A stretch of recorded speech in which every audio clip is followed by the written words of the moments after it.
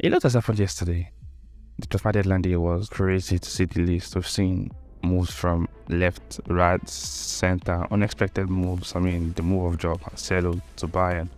It's been crazy, and I'm just going to do a recap quickly and again give my unfiltered opinion on all of these transfers and what I think based on my analysis. So if you have not subscribed to the channel, please do. If you are listening to this on Apple Podcasts, please rate the podcast and follow so you don't miss when I post. I make videos and upload podcasts every day. I want to be your football plug. Help me do that. Now let's get right into the transfer. Let's start with the big money one. Enzo Fernandez to Chelsea. He has broken the British transfer record with the 120 million euros.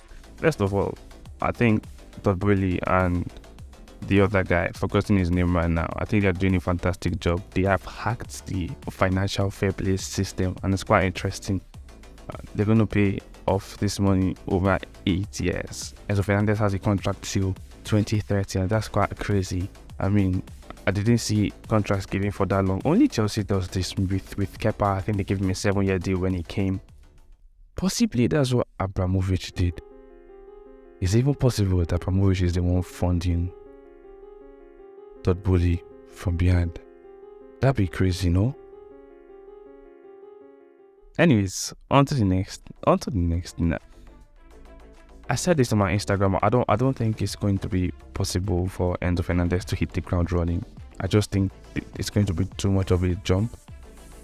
I know everybody says like he played well in the World Cup and he was the young player of the tournament. I mean, yeah, but James Rodriguez was as well. And it might not be a perfect comparison because James did well at Madrid for some time. But this guy is coming from Benfica. I mean, if you check his statistics, not so great at the moment. I'm going to do a detailed video on this, but I'm just going to run through the transfers that happened yesterday. So Enzo Fernandez, 120 million pounds. In my opinion, it's not going to do enough. It's not going to be able to even replace Jorginho. Talk more of to make an impact in that Chelsea side. I don't think he's ready for the Premier League. I guess that will tell if I'm wrong or right. Another big transfer that happened in the Premier League, not financially of course, but this was the signing of Marcel Sabitzer from Bayern Munich to Manchester United.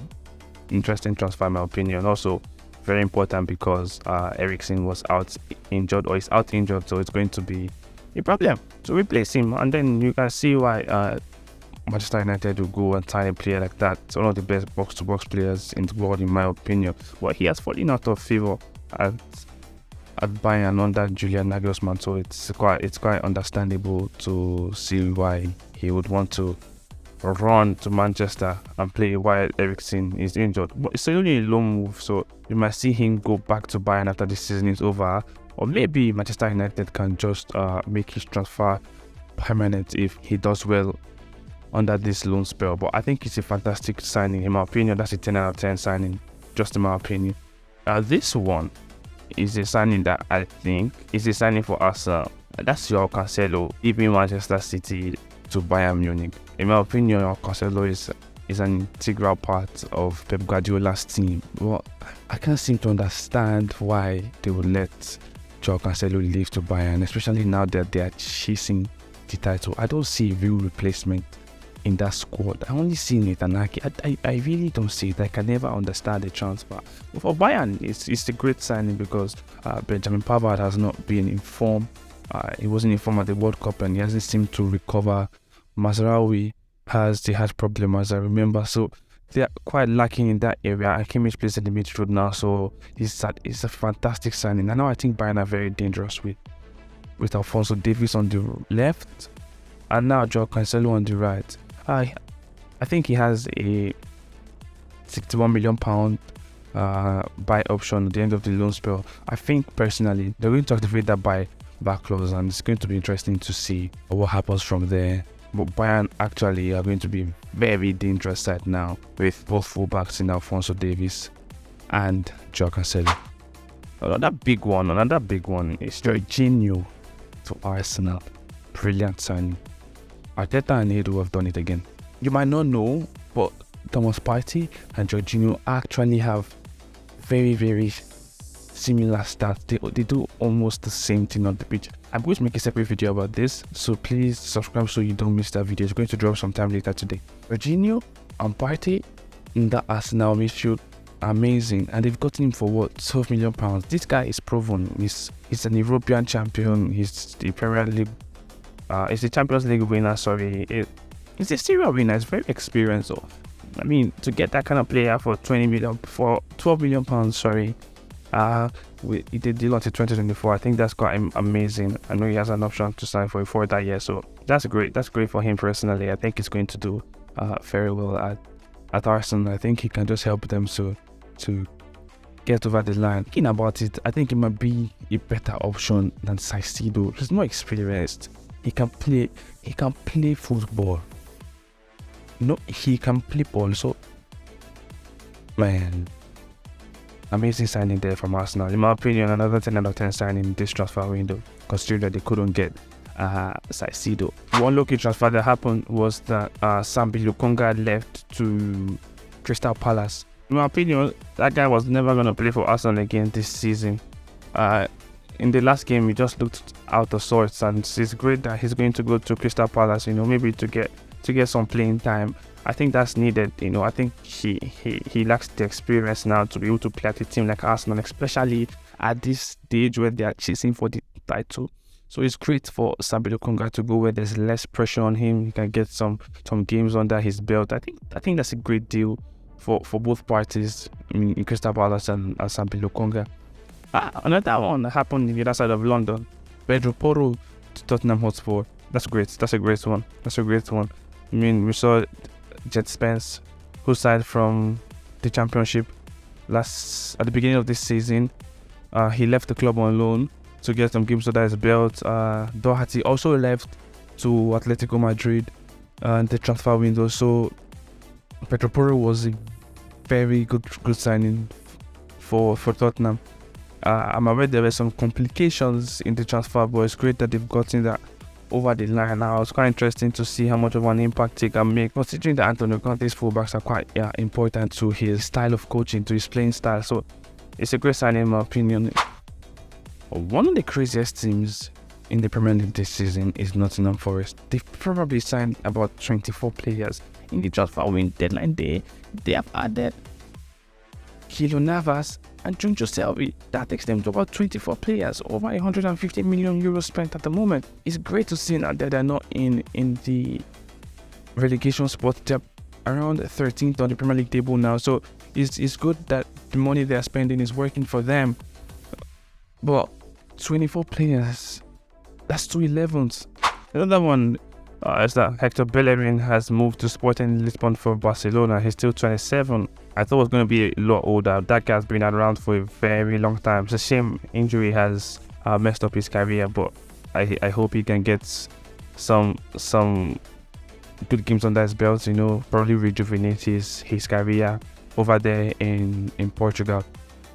I feel sorry for Everton. I feel sad. It's painful to see what's happening to Everton. And Paul Onuachu rejected them and went to Southampton instead. That's painful to hear. Can you think of Everton's new coach is Sean Dyche? Paul Onuachu will have been a very good player for Sean Dyche's style of play. I mean, we saw him at Burnley with Chris Wood and Ashley Barnes, if I'm correct. So they usually like to play long balls, usually like to fight for the ball on the air, play 4-4-2. That's Sean Dyche's way of playing. So Onuachu will have been a very good signing, especially with Cavani. But I mean, he has chosen to go to Southampton. And then one of my best transfers this season, Tolu Arukudare, has gone to replace him again. Big shoes to fill for Tolu.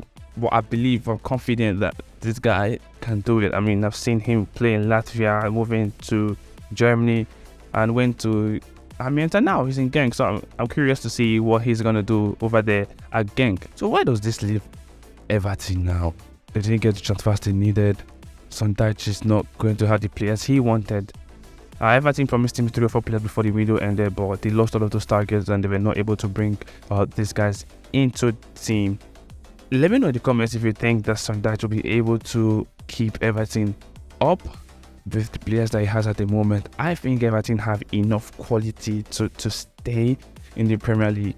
I think so, personally. I just think there's still a lot of this happening in the background at Everton. I think it's just going to be a lot. But Sean Dyche is a good coach. Not saying that Frank Lampard isn't, but I think they need to go back to basics, and that's what Sean Dyche is. They play very basic football. I mean, Sean Dyche's teams, they play very, very basic, and I think that's what Everton needs to go back to the basics. So we'll see how that goes. Let's talk about a few transfers that didn't happen. One I would have been happy to see was Sofyan Amrabat from Fiorentina to Barcelona. That would have been amazing. But I personally just feel like there's a problem in La Liga. I mean, the La Liga president, Javier Tebas, I think he just has a lot of policies that are not favorable for La Liga. I mean, with the financial fair play and all of those. Let the clubs let them just handle their finances themselves. You don't have to put all of those regulations. I mean, Chelsea has spent more than the whole of the Bundesliga in January alone. Let these guys just do what they want to do. They're gonna go back, but let them go, man. They couldn't. Barcelona couldn't sign Amrabat because they couldn't put an obligation to buy for £30 million in the contract. They wanted just an option, and then Fiorentina didn't accept these terms. They wanted an obligation to buy or a permanent transfer for Sofyan Amrabat, or they wouldn't let him go. On Amrabat's part, it would have been a fantastic move for him, but things happen, it doesn't just go your way sometimes. So his squad was also meant to move to Union Berlin, but for some reason that didn't happen. Moses Caicedo didn't happen.